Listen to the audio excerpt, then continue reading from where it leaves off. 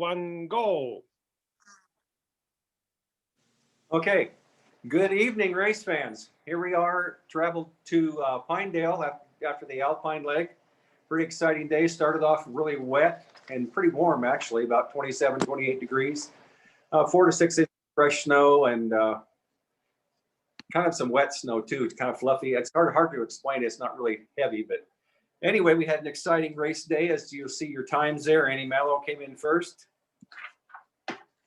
followed by, excuse me, Lena Streamer came in first. I have my old stat.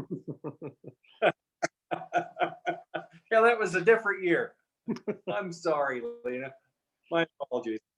Lena, Annie, and then Diane Marquas was third. Eric LaForce, Maria Torgerson, Alex Crittenden, J.R. Anderson, Thad McCracken, Ken Cheezick, Jake Robertson, Guy Girard, Austin Forney, Elliot Revest, Doug Butler, Raphael Nelson, Tim Thiessen, Ben Barrett, Bruce Magnuson, Randy DeKuyper, Laura Neese, Gwen Bogart, Chris Atkins, Ed Steelstra, and Ryan Baber. Apologies if I mispronounced anything, but we'll get kind of to it here.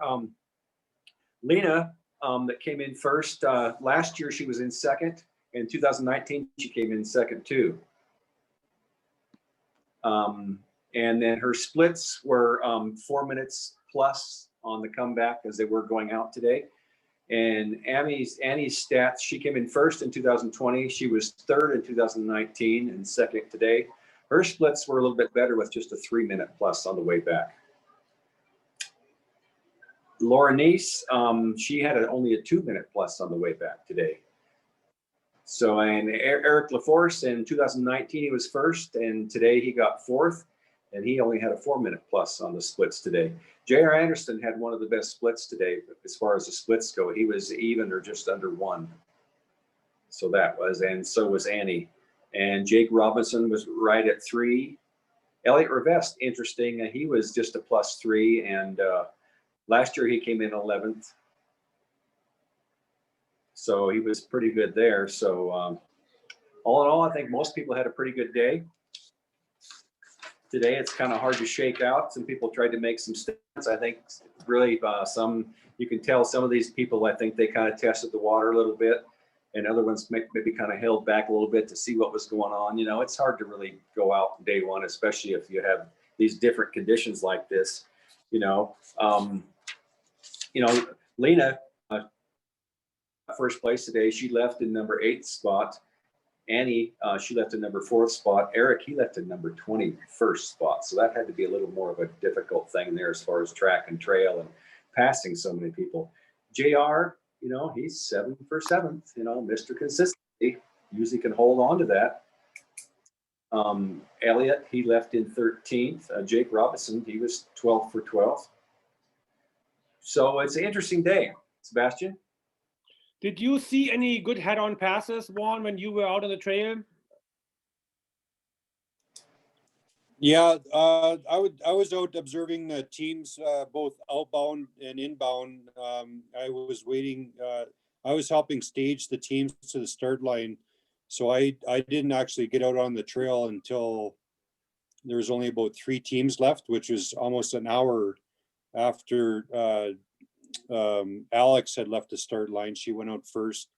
So by the time I caught up and was out on the trail, I had head-on passed Alex at the 10-mile mark outbound, which was about at the 21-mile mark of her run. So I did go all the way to the loop. I did observe some head-on passes. The snowmobile traffic was, I guess, kind of typical Alpine traffic, not as bad as I've seen it in the past. I would say that a vast majority of the snowmobilers out there were very considerate of the other dog teams, and was really nice to see. Obviously, it does have an effect on the trail with those big paddle tracks. But overall, my observations were pretty obvious, especially where I was staging. I did take quite a bit of on-trail video today at about the 25-mile mark inbound. And it was pretty obvious that the teams that had quick times, Lena, Annie, Diane Marquis, had a really good run today. Her dogs looked really good, very steady, very consistent in her run, and the gait of her team, which is, for a dog musher, you're always looking at the gaits and how the team as a whole is performing on the trail. If they're all in sync and their cadence is similar for all the dogs. JR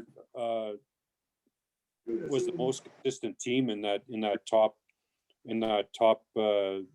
10 for sure, which in my eyes is good news for him. I mean, I think he should be pretty happy about his run.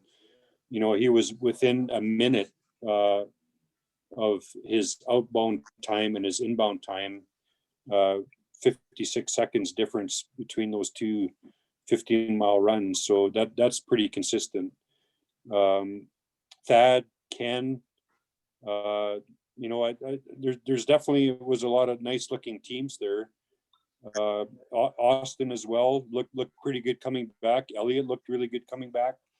Elliot had I call them their cow dogs. They're black and white dogs that they have leaders that there seem to be pretty prevalent in their kennel. And if you watch my video, you'll see. I think it was on the left-hand side of the left-hand leader. I mean, that dog was driving home, driving the speed of that team. So I don't know if that was maybe one of Annie's dogs last year in her team that she gave to Elliot, or if that was a dog that Elliot ran last year in his team. But that's a darn good leader there, let me tell you, really setting the pace 25 miles in. So that's kind of what I saw out there. That's pretty interesting to see that last year Maria and Elliot were kind of very closely running to next to each other time-wise always. And then this year Maria definitely made a jump pretty high up to the top 5 right away. It's pretty impressive to see. Yeah, her team definitely looked good out there. Being the first day and having so many rookie mushers or unfamiliar mushers, by day 3 or 4, I can see from 300 or 400 yards away. I said, "Oh, there's JR coming," or "Oh, there's Annie coming," or "Oh, there's Lena coming." Just by telling how their dogs are running or how they're sitting on their sled, their mannerisms. But today it was a little bit more difficult because of so many rookie mushers out there. But observing from a distance when I can first see them, I was thinking, geez, that's a nice looking team at that 26-mile mark. And definitely when I saw Maria's team, it was like, wow, that's a good looking team. You'll see it on the videos. To me, it's pretty apparent, but really fun to see out there for sure. Nobody had any issues at the turnaround. Last year there was a little kerfuffles every once in a while. Not really. Laura Dodgero was my main judge out at the turnaround. I don't think there was really any major holdups there. People being able to navigate the loop or losing a lot of time. One thing I observed last year for sure at all the stages that I was at the turnaround was in particular Annie's leaders and her command of her team in that respect. And the dogs took commands just like a distance team, Sebastian. She says G, they go G. She says ha, they go ha. And she never even lost a step in any of the turnarounds that I saw last year. I wasn't there this year, but I presume it was the same effect.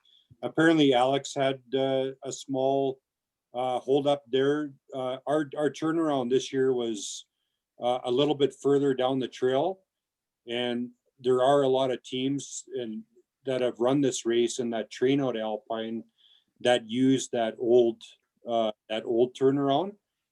So perhaps for the rookie mushers, there was no disadvantage because they've never seen that old turnaround before.